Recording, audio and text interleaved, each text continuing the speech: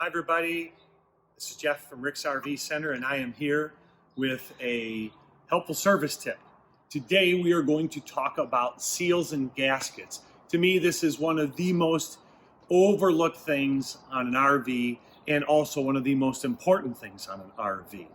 So when I talk about seals and gaskets, what I'm referring to is either the butyl putty tape that is behind all of the attachments, or on some of the stuff, you can see if you look behind here, some of the gray that's in there, or we talk about the actual sealant that is over the top of attachments.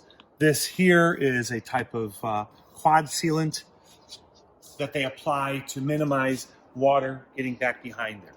So what we want people to do is we want people to be looking at their seals and gaskets several times a year. Because when you take an RV down the road, from the smallest to the biggest, it is like taking your house and going through an earthquake. It is shaking, moving, twisting. And even if you keep your RV parked at a campground or a campsite, it still has flex.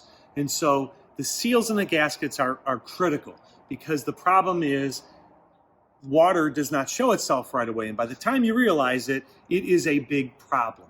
So what we try to teach people here is to look at the seals and gaskets and to look for cracks or gaps. So when we look at the corners take a lot of stress. We're looking at all of this area in here where the putty tape is to make sure it is intact. And you look at it on both sides to make sure that it is intact. What we're also looking at are the existing sealant that is on here in terms of the cap seals. Now they call it a cap seal because something that is attached, they go across the top and down the sides. You don't necessarily on a light have to go all the way underneath it. You just need to put it on the cap of that marker light. So we want to check everything on the RV. Windows, lights, attachments, baggage doors, entrance door, corner moldings, anything that is secured to the RV on the exterior and on the roof. And we'll go up onto the roof shortly and I'll show you what I'm looking for up there, because the roof is actually the most critical area, and then everything falls in place after that. So we use primarily two different products. We use a sealant called Quad, which we use on any vertical surface or an area where we have to keep the sealant in place. Quad is applied, we generally have a small tip opening, and we're going to put it on around windows, corners, baggage doors, marker lights. This is the primary sealant we use for that application. On the roof, where we have more of a larger opening and we have a place where we can put it on thicker, we use a self-leveling lap sealant. We use the product from Dicor, and when you apply it, you're going to have a larger opening in the tube and you're going to squeeze it on thick and it kind of flows. It makes everybody look like a professional when you use that product. With that being said, I'm going to go up on the roof and I'm going to show you what to look for up there. So up on the roof, I want to show you specific things that I'm looking at. You can look at everything, once again, that's attached.